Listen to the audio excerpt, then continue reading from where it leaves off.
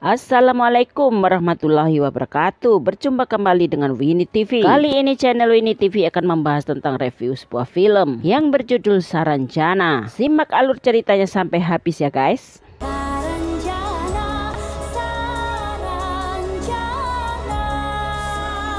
Wanita ini mengikuti seorang pria yang berpakaian adat. Namun saat pria itu menoleh wanita ini pingsan. Beruntung pegawai hotel menemukannya lalu dibawa ke kamar hotel. Gadis ini bernama Vita. Ia seorang vokalis band. Hari ini Sita tampil sangat memukau. Tepuk tangan para penonton menyambutnya.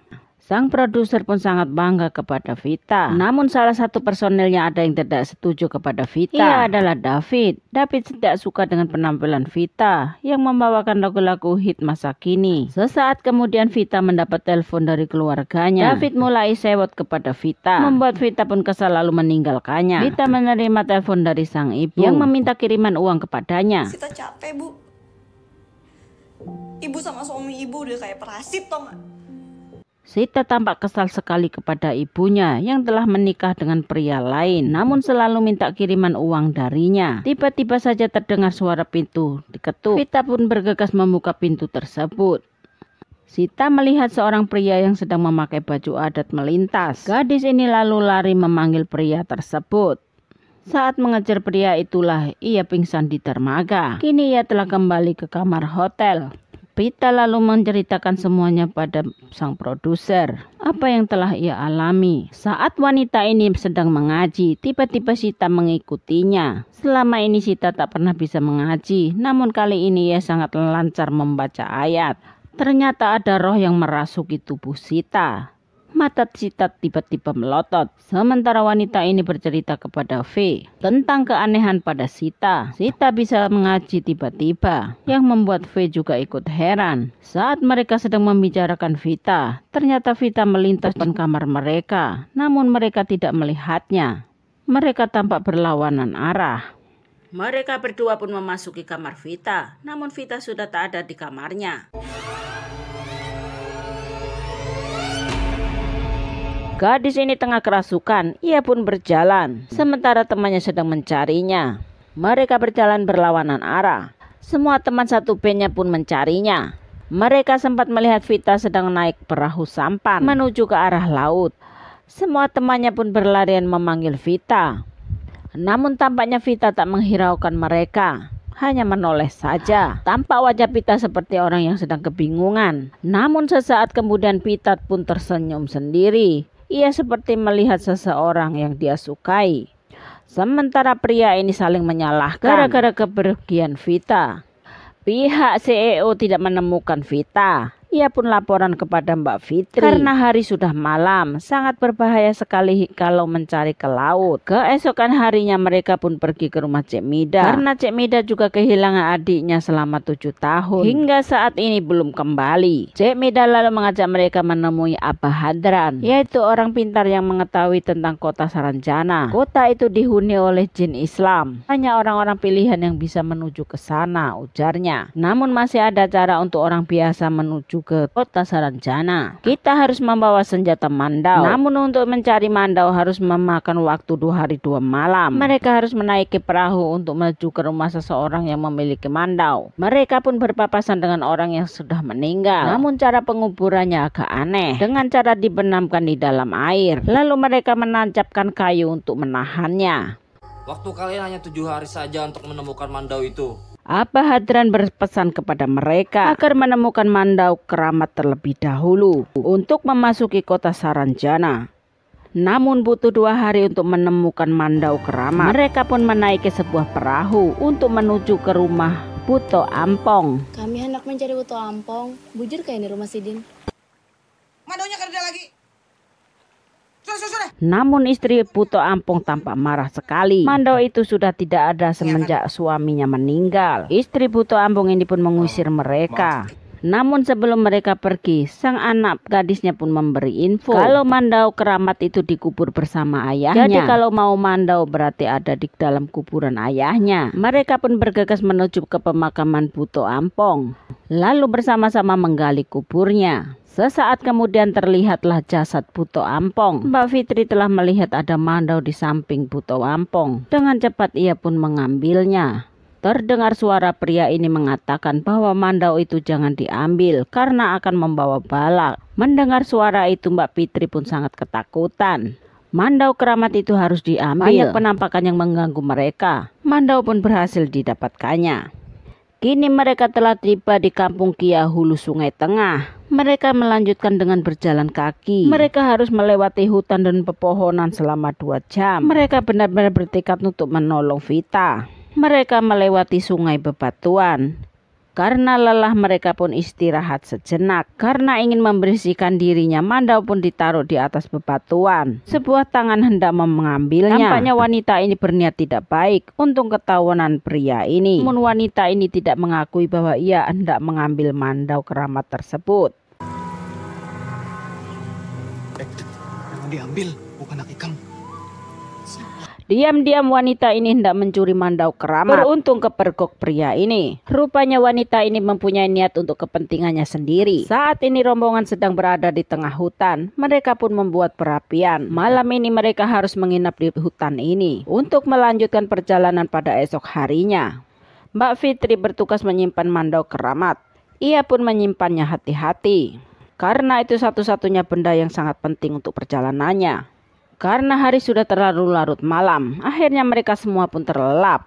Namun Cek Mida tak bisa tidur, ia tampak gelisah sekali. Rupanya ia merencanakan sesuatu.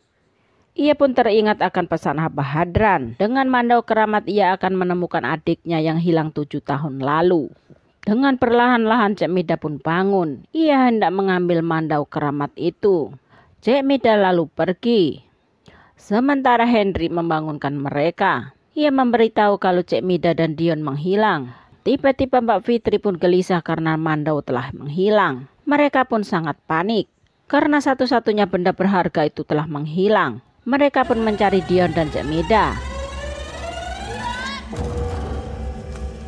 Sementara Cek Mida kini dalam ketakutan. Banyak suara aneh-aneh yang menghantuinya. Sementara rombongan temannya sedang mencari mereka. Dengan membawa mandau keramat Cek Mida berjalan tak tahu arah. Tiba-tiba saja terdengar suara yang menakutkan. Sosok makhluk yang mengerikan menyerang Mida hingga Mida pun terkapar. Sementara mandau terpelanting. Sosok makhluk menyeret tubuh Cek Mida. Sementara teman-temannya tak bisa menolongnya. Mbak Fitri melihat mandau itu tergeletak. Ia lalu mengambilnya kembali.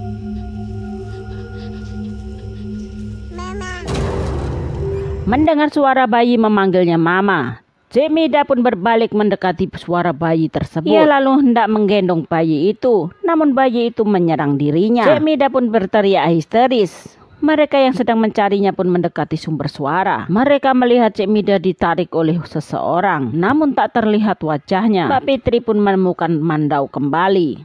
Ternyata mandau itu memang hendak dicuri oleh Cek Mida. Mereka lalu melanjutkan perjalanannya. Namun Mbak Fitri mendengarkan suara yang mencurigakan. Ia pun siaga dengan senjatanya. Namun setelah didekati ternyata hanyalah seekor kucing. Kucing hutan kali ya guys. Wanita ini lalu melanjutkan perjalanannya. Ini adalah malam kedua mereka nginap di hutan ini. Mbak Fitri sedang melaksanakan sholat. Usai sholat tiba-tiba ia pun jatuh pingsan. Lalu ada suara yang memperingatkan mereka agar mengembalikan mandau ke tempat asalnya. Kalau enggak mereka tak akan selamat semua. Dalam pingsannya Mbak Fitri merasa ketakutan karena banyak pocong mengelilingi dirinya. Kemanapun dia pergi di situ selalu ada pocong yang menghadangnya. Ia berusaha berlari untuk menyelamatkan dirinya. Namun seperti ada yang menariknya ke dalam air. Hingga ia pun susah untuk berdiri. Sesaat kemudian Mbak Fitri pun sadar. Ia sangat ketakutan. Semua temannya pun menenangkannya. Kini mereka dalam kebingungan, sementara Dion belum juga ditemukan. Namun apapun yang terjadi mereka bertekad untuk menyelamatkan Vita. Keesokan harinya mereka pun melanjutkan perjalanan. Kini mereka telah sampai di Simpang Tiga Haraan. Itu artinya sebentar lagi akan sampai di pohon halau-halau. Pria ini mengikatkan jaketnya di sebuah pohon yang digunakan sebagai tanda. Kita dikerjain nih sama penunggu hutannya. Yaudah, istirahat dulu. Namun tiba-tiba Mbak Fitri pun pingsan setelah berputar-putar di tempat yang sama. Mereka lalu istirahat sejenak. Sementara hari sudah mulai malam. Mereka harus secepatnya menemukan pohon halau-halau untuk menuju kota Saranjana. Saat mereka beristirahat, tiba-tiba terdengar suara gamelan. Mereka pun bergegas menuju arah suara gamelan tersebut. V berlari karena melihat Dion di tengah-tengah mereka yang sedang menari. Lalu disusul David. Mbak Fitri dan Henry pun merasa bingung. V dan temannya pun ikut menari bergabung dengan mereka. Menurut kepercayaan orang Kalimantan, mereka akan menari hingga meninggal. Mbak Fitri dan Henry pun berlari menyadarkan mereka. Namun tampaknya Dion tak sadar sama sekali. Lalu Mbak Fitri pun mendekati V, namun sama juga. Lalu Mbak Fitri pun mengeluarkan senjata mandau. Keramaian itu tiba-tiba menghilang seketika. Mbak Fitri dan Henry pun menyadarkan mereka. V pun telah sadar. Namun tampaknya Dion telah tak bernyawa. V pun nangis histeris karena Dion sudah tak bernyawa. Sementara pria ini diserang oleh sosok pocong. Pria ini tiba-tiba tewas tergeletak. Kini mereka tinggal bertiga saja. Mbak Fitri berusaha menerobos penjaga gerbang. Namun ia lupa bahwa ia membawa mandau, lalu ia pun kembali lagi. Setelah mengeluarkan mandau, ia pun bisa lewat gerbang yang dijaga ketat tersebut. Rupanya itulah gerbang pintu masuknya ke kota Saranjana. Mereka seakan melihat dunia lain.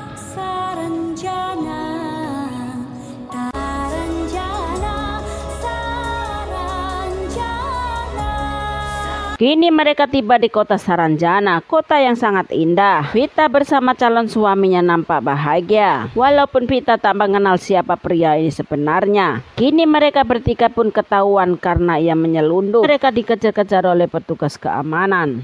Bila semua mereka tertangkap, ia akan mati. Beruntung sebuah mobil menyelamatkannya.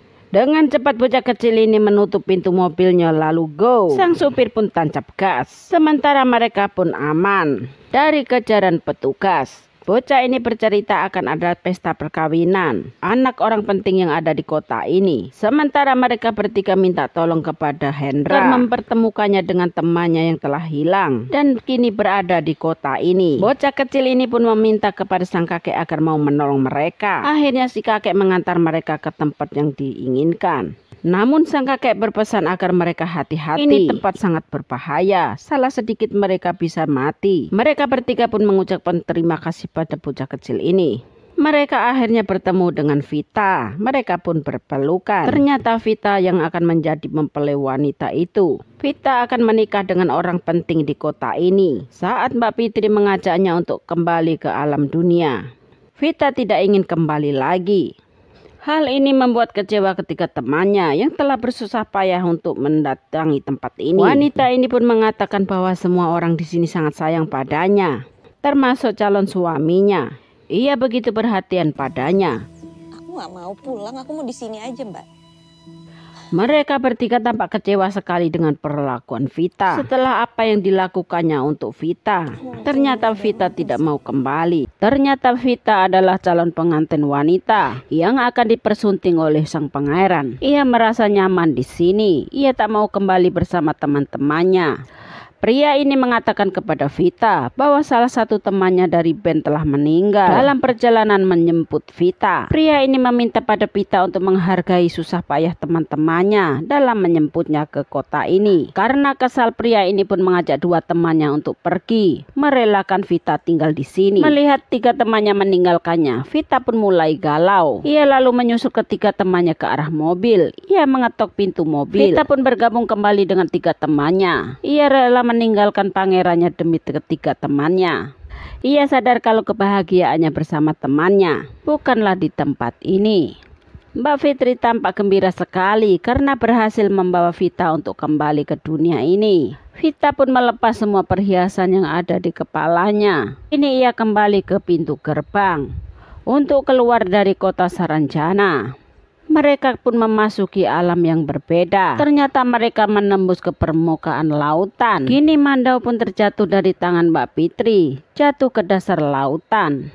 Akhirnya mereka berempat pun selamat ke tepi lautan. Kini grup band mereka tinggal 4 personil saja. Sementara mandau keramat itu terjun bebas ke dasar lautan. Akhirnya cerita film pun berakhir. Sampai berjumpa kembali pada film-film keren berikutnya. Tetap bersama Winnie TV.